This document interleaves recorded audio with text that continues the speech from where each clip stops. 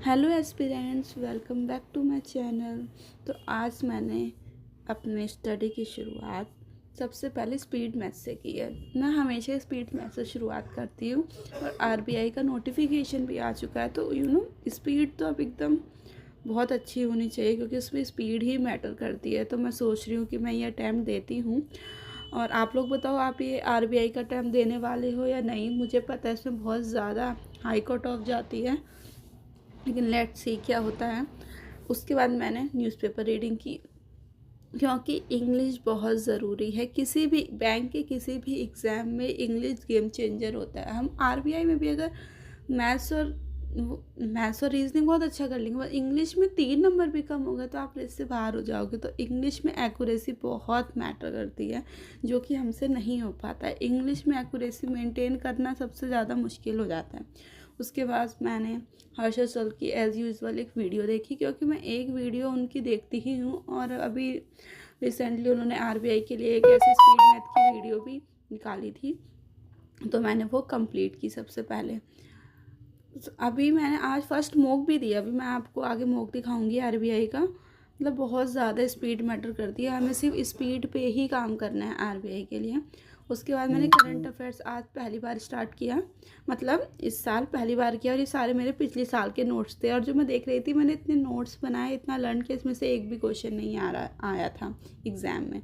तो मैं सोच रही हूँ इस बार क्या स्ट्रेटेजी बनाऊँ, कुछ समझ नहीं आ रहा लेकिन मैंने शुरुआत करने के लिए ये वीडियो जो मैं आशीष गौतम सर की देखती थी वो मैंने आज से देखना शुरू कर दी। लेकिन प्लीज़ मुझे सजेस्ट करो, मुझे करंट अफेयर्स कहाँ से करनी चाहिए, क्योंकि मुझे नहीं समझ आ रहा।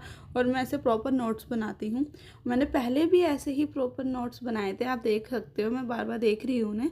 लेकिन उसमें से कुछ भी नहीं आया था, एक क्वेश्चन नहीं आया था। जो मैंने इतने सारे पेजेस भरे हैं, इतना लर्न किया था, कुछ फ़ायदा नहीं हुआ। तो मुझे करंट अफेयर्स का अभी भी मुझे नहीं पता कि मुझे कौन सा सोर्स फॉलो करना चाहिए, कहाँ करना चाहिए। अगर किसी को भी थोड़ा पता हो कि वो बहुत अच्छा कराता है या इस एप्लीकेशन से ले लो, उनमें से आता है, मतलब थोड़ा बहुत भी किसी को पता हो तो प्लीज़ मुझे सजेस्ट करो। अभी तो मैं आशीष गौतम सर से यूट्यूब से ही, जो सुबह उनका मॉर्निंग बैच होता है, सुबह यूट्यूब से फ्री ऑफ कॉस्ट है वो सबके लिए। वैसे बहुत अच्छा पढ़ाता है, बट हर टीचर अपनी तरफ से बहुत अच्छे ही पढ़ाता है, लेकिन किसी को नहीं पता ना आने क्या वाला है। और इतना अनएक्सपेक्टेड पेपर आता है जीए में कि कुछ भी आ जाता है। मैं ये नहीं कह रही कि कोई टीचर अच्छा पढ़ाते हैं, सभी टीचर अपनी तरफ से बिल्कुल बेस्ट ही पढ़ाते हैं, ये तो मुझे पता है। और मुझे उनसे बहुत पढ़ने में अच्छा भी लगता है, बट थिंग इज़ वो एग्ज़ाम में नहीं आता, बस यही है। उसके बाद मैंने ये सारे क्वेश्चंस किए पीडीएफ, वो हर्षल सर के ही, जो मेरे से खुद से नहीं हुए थे। मैंने फिर वो वाले अटैम्प्ट किए। पहले मैं वीडियो देख लेती हूँ, उसके बाद अटैम्प्ट भी करती हूँ। मतलब जो बहुत डिफ़िकल्ट होता है मुझे लगता है तो मेरे से हुआ ही नहीं था, तो मैं उन्हें दोबारा भी करती हूँ, क्योंकि एक बार ही जो आपको नहीं आ रहा तो आपको सही से वो करना चाहिए कि क्यों अटक रहे हो आप, किस वजह से अटक रहे हो। अगर आप गलतियों पे काम ही नहीं कर रहे हो तो फिर ये सारा प्रोसेस करने का कोई फ़ायदा नहीं है। सेम मिस्टेक अगर बार बार रिपीट कर रहे हैं तो उसका कुछ फ़ायदा नहीं है।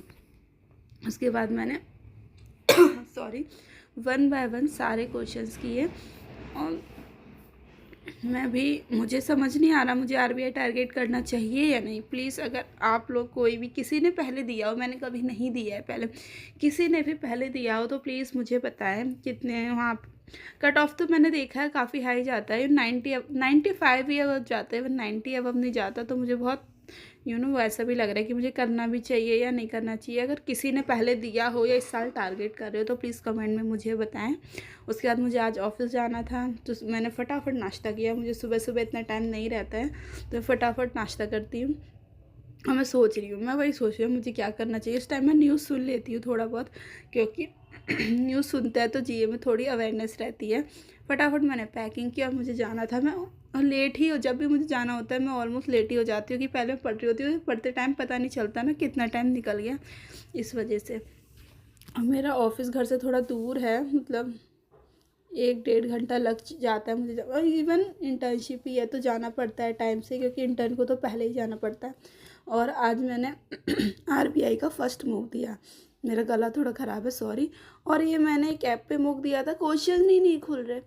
मैं इस ऐप का नाम नहीं बताऊंगी, अगर आप देख सकते हो क्वेश्चन ही नहीं खुल रहे, तो भाई मुझे करना क्या है, सारा टाइम ऐसे ही वेस्ट हो रहा था, एक भी क्वेश्चन नहीं खुल रहा था। उसके बाद मैंने इधर दिया, इधर देख सकते हो मैंने इंग्लिश में सारे अटैम्प्ट कर दिए और अभी भी टाइम बचा था।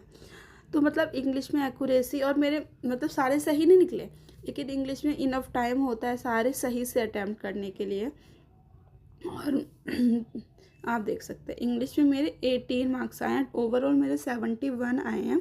और मैं इधर सारी मिस्टेक देख रही थी, तो इंग्लिश में सबसे घटिया एक्यूरेसी, मैथ्स में 1 गन था और रीजनिंग में बहुत मैंने सिली मिस्टेक की थी। Thank you.